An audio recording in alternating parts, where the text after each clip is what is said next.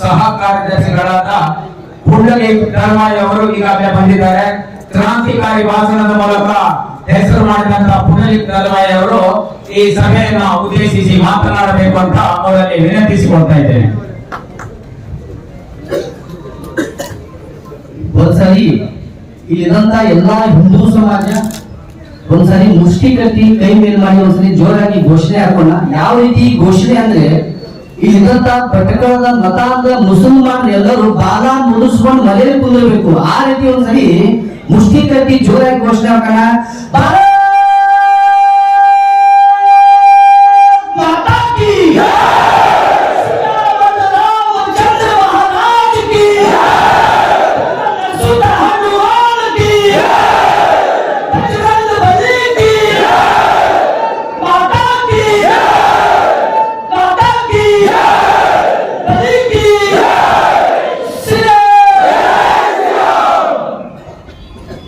ಇವತ್ತಿನ ಭಟ್ಕಳದ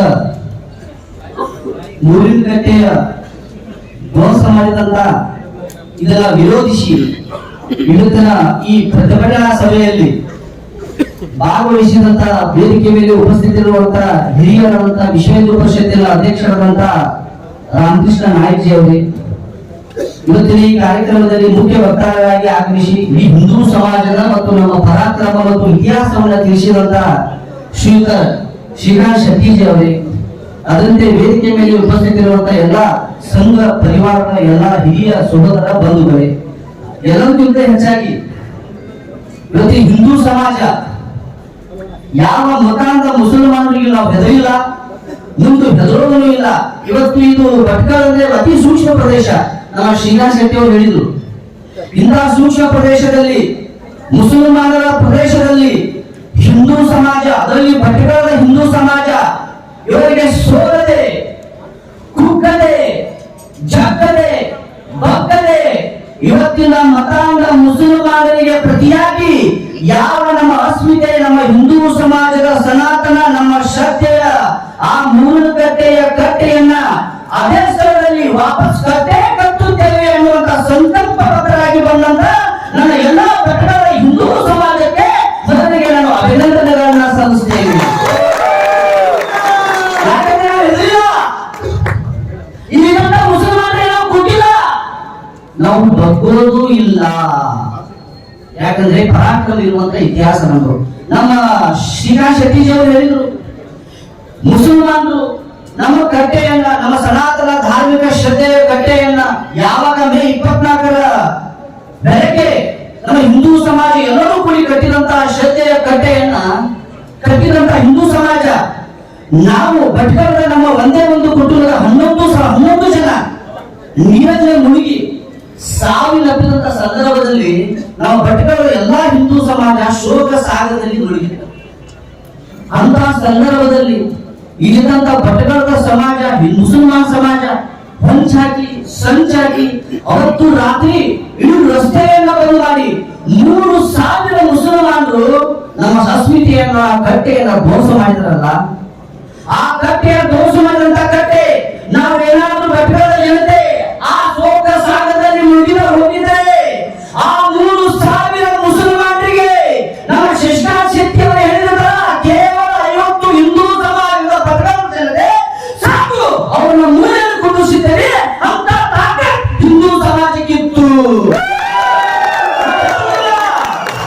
ನಾವು ಶೋಕದಲ್ಲಿ ಮುಳುಗಿದ್ದೇವೆ. ಅಂತ ಸಂದರ್ಭದಲ್ಲಿ ನೀವು ಗಲಾಟೆ ಮಾಡ್ತೀರಾ? ನೀವು ಅದೇ ಸ್ಥಳದಲ್ಲಿ ಅದೇ ಸಮಯದಲ್ಲಿ ನಮ್ಮ ಕಾರ್ಯಕರ್ತರು ಮತ್ತೆ ಮೇಲೆತ್ತರು ಆ ಸಂಸ್ಕಾರವನ್ನು ಮುಗಿಸಿ ಹಿಂದೂ ಸಮಾಜ ತಲೆಯೆತ್ತಿ ಮೇಲೆತ್ತಿ ಈ ಮುಸಲ್ಮಾನರಿಗೆ ಪ್ರತಿಯಾಗಿ ನಾವು ಕಟ್ಟೆಯನ್ನು ಕಟ್ಟುತ್ತೇವೆ ಅಂತೇಳಿ ಯಾವಾಗ ಹಿಂದೂ ಸಮಾಜ ಬಂದು ಅವಾಗ ಪೊಲೀಸರು ತಡೆದರು, ನಮ್ಮ ಕಾರ್ಯಕರ್ತರ ಮೇಲೆ ಕೇಸ್ ಮಾಡಿ ಬಂಧಿಸಿದ್ರು. ಆದ್ರೂ ನಾವು ಹೆದರಲಿಲ್ಲ. ನೀವು ಬಂಧಿಸಿರಬಹುದು, ನಮಗೆ ಹೆದರಿಸಿರಬಹುದು, ಆದ್ರೆ ನಾವು ಸೋತಿಲ್ಲ. ಈ ಪ್ರತಿಯಾಗಿ ಯಾವ ನಮ್ಮ ಕಟ್ಟೆಯನ್ನ ಧ್ವಂಸ ಮಾಡಿದ್ದೀರಲ್ಲ, ಆ ಕಟ್ಟೆಗೆ ಪ್ರತಿಯಾಗಿ ಅದೇ ಸ್ಥಳದಲ್ಲಿ ನಮ್ಮ 100,000 ಕಾರ್ಯಕರ್ತರು ಕೇವಲ ಭಟ್ಕಳದ ಜನತೆ ಮಾತ್ರ ಅಲ್ಲ, ನಿಮ್ಮ ಜೊತೆ ವಿಶ್ವ ಹಿಂದೂ ಪರಿಷತ್ ಇದೆ, ನಿಮ್ಮ ಜೊತೆ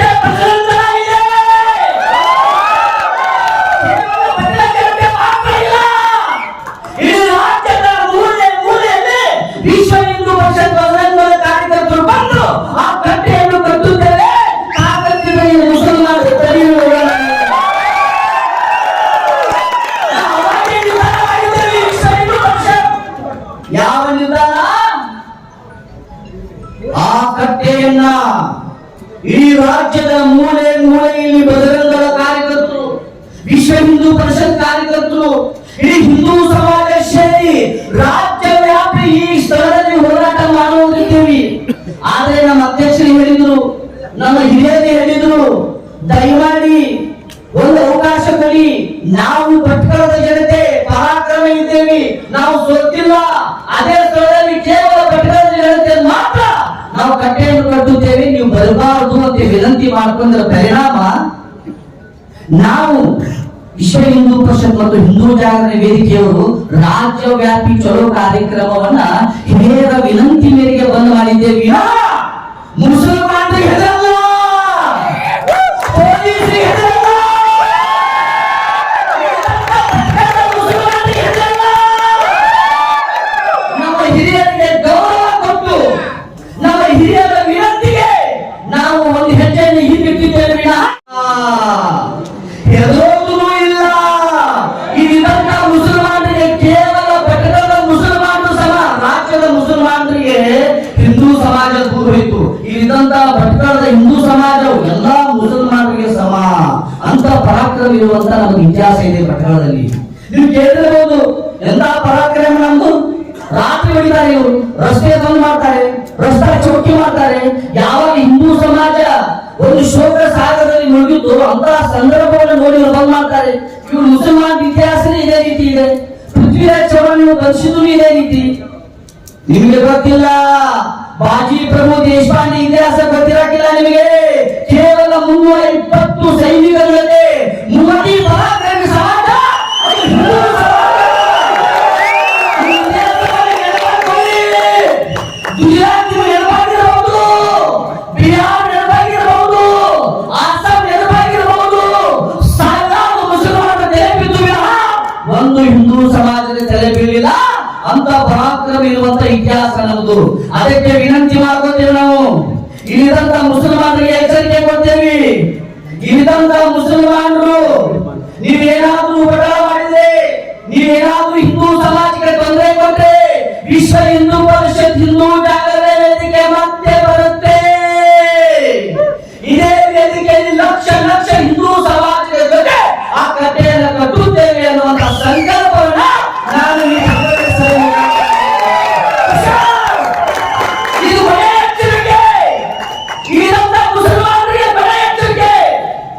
ನೀವೇನಾದ್ರೂ ಸುಮ್ಮನೆ ಕುತ್ಕೊಳ್ಳದೆ ಇದ್ರೆ ಹಿಂದೂ ಸಮಾಜ ನಿಮ್ಗೆ ಸರಿಯಾದಂತ ಉತ್ತರ ಕೊಡುತ್ತೆ ಅನ್ನುವಂತ ಮಾತನ್ನೇ ಹೇಳಿ ಇವತ್ತ ಪ್ರತಿಭಟನೆಯಲ್ಲಿ ಯಾವುದೇ ವಿಷಯಕ್ಕೂ ಹೆದರದೆ ಇಲ್ಲಿರುವಂತ ಹಿಂದೂ ಸಮಾಜ 100,000 ಹಿಂದೂ ಸಮಾಜ ಇವತ್ತು ಸೇರಿ ಈ ಪ್ರತಿಭಟನೆ ಸಭೆಗೆ ಒಂದು ಯಶಸ್ವಿ ಕಾರ್ಯಕ್ರಮದಂತ ನನ್ನ ಎಲ್ಲಾ ಭಟ್ಕಳದ ಹಿಂದೂ ಸಮಾಜ ಜನತೆಗೆ ಮತ್ತೊಮ್ಮೆ ನಿಮಗೆ ಅಭಿನಂದನೆ ಸಲ್ಲಿಸಿ ಕೊನೆ ಒಂದು ಮಾತು ಹೇಳ್ತೀನಿ.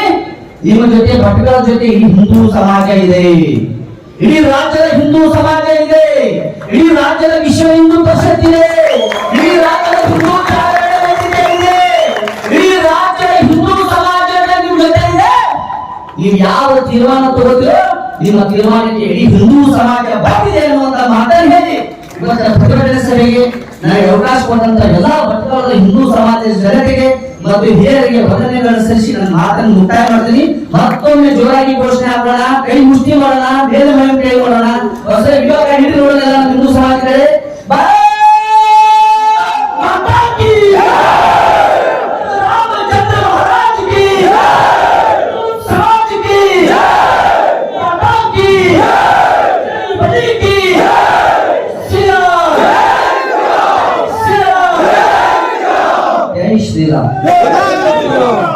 ಆರ್ಕೆ ಟಿವಿ ಸದೃಢ ಸಮಾಜಕ್ಕಾಗಿ ಈ ಕಾರ್ಯಕ್ರಮ ತಮಗೆ ಇಷ್ಟವಾದಲ್ಲಿ ದಯವಿಟ್ಟು ಲೈಕ್ ಮಾಡಿ, ಶೇರ್ ಮಾಡಿ, ಸಬ್ಸ್ಕ್ರೈಬ್ ಮಾಡಿ. ಧನ್ಯವಾದಗಳು.